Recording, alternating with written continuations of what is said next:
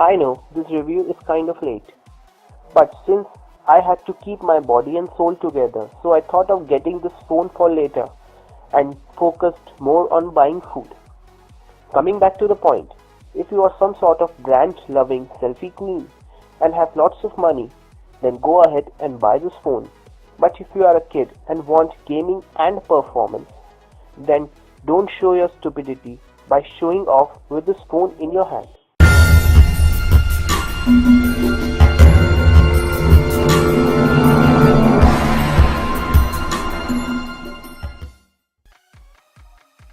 So, the main USP of Sony C5 Ultra is its very low bezels, full HD screen, 13 megapixel front camera, and sarcastically, it's Sony tag.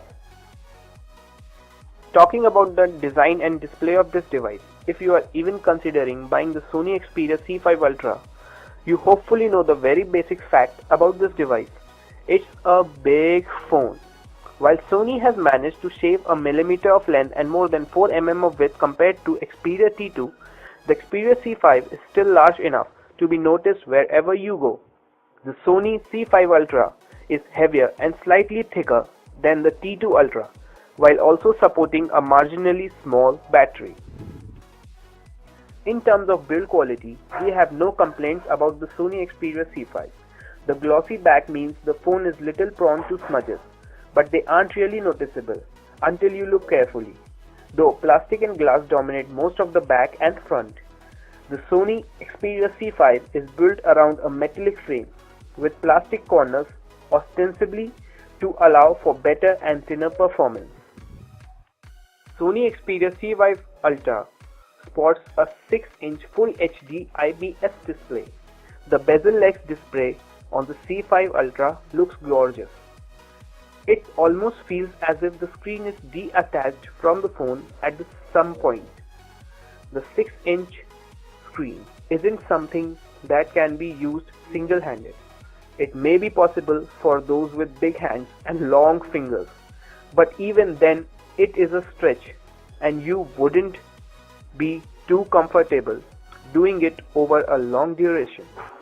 The screen is quite bright and vivid with good viewing angles. There is a slight change in color but only at extreme angles. Sunlight legibility is quite good too, and despite the screen being reflective, you can still view most of the content on it easily without having to strain your eyes. That could mainly be attributed to the brightness of the screen. The sharpness seems good enough, and we didn't really face any issues with pixelation or blurring when reading or watching.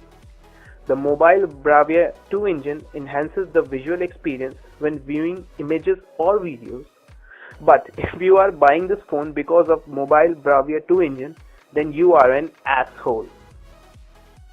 Talking about the software and performance of this phone, the Sony Xperia C5 Ultra is a 4G powered by a 1.7 GHz Octa Core Mediatek SoC along with a 2 GB RAM. It comes with 16 GB of internal memory, out of which almost 9 GB is accessible. There are a lot of pre-installed apps, or I can say boltware, though a majority of these apps can be uninstalled to get more free space. You can get up to 200 GB of additional storage via the microSD card slot. While we did not notice any major lag while navigating through the phone's menu, launching apps and switching between them, the experience is not as smooth as it is on a high-end devices or even some competing mid-range ones. Having said that, you may not really notice it while performing everyday tasks, but it does a decent job if you are primarily using this device for multimedia consumption. We were able to play most popular video and audio file formats on this phone. The Xperia C5 Ultra runs on Android 5.0 Lollipop with Sony's own skin on top. Sony has also tweaked some parts of its UI for easy operation with one hand. Talking about the camera and battery life, the Sony Xperia C5 Dual has a 13 megapixel rear camera, which is not uncommon these days. However, The phone's front camera also sports the same resolution, which is a number that has been touched only by a handful of phones. For all the struggles in the smartphone business, Sony phones have traditionally been known for their good cameras, something that's backed up by the fact Sony camera units supply sensors to some of the world's top smartphone manufacturers, including Apple, and the C5 Ultra is no exception. The only downside is the slight slow shutter speed, which requires you to hold the phone quite steady to avoid ghosting. Video resolution max out at 1080p at a frame rate of 30 fps. Video recording is good as well as in terms of dynamic range, however, seems to be lacking detail. The video files seem to be undergoing quite a lot of compression in the processing stage. Audio quality for video is quite good as well. There is a software stabilizer option that really sucks, and I turned it off because the stabilization seems quite jerky.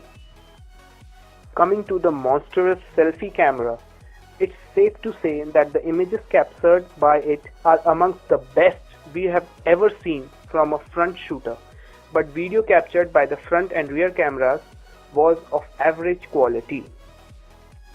The C5 Ultra Dual packs a 2930 mAh battery that is non-removable. Judging by the spec sheet itself, we expect the battery life to be average at best, especially since there is such a large screen to power up. Our worries came true, as the phone achieved a one charge rating of 8 hours and 15 minutes in our battery test. That isn't very good, and despite having done really good in 3G browsing test. The device is an average performer. Heavy users will feel the need to charge it before the day ends for certain. However, if you are a light user, you should be able to see the phone through till the day ends. We do suggest carrying a power bank when in doubt, as the phone doesn't have a removable battery nor fast charging. But thumbs up to the inbuilt power saving mode, though it will turn your phone into a featured phone rather than a smartphone, but it is still a wonderful feature that you can perform without rooting your device. So, what is the verdict? Is the Sony Xperia C5 Ultra a good buy? Well, it really depends on what you are looking for. If you are in the market for a premium phablet that also takes good selfies and offers a balanced software experience, this device is a good option. It is also fit for people who prefer a large screen for multimedia consumptions and don't want to carry their tablets along. For a price above 26,000, this phone is fuckingly overpriced for what it offers compared to phones in the same price range from Chinese brands. But then, you are paying a premium for the Sony tag. Also, there are not many 6-inch display-equipped devices available at the moment.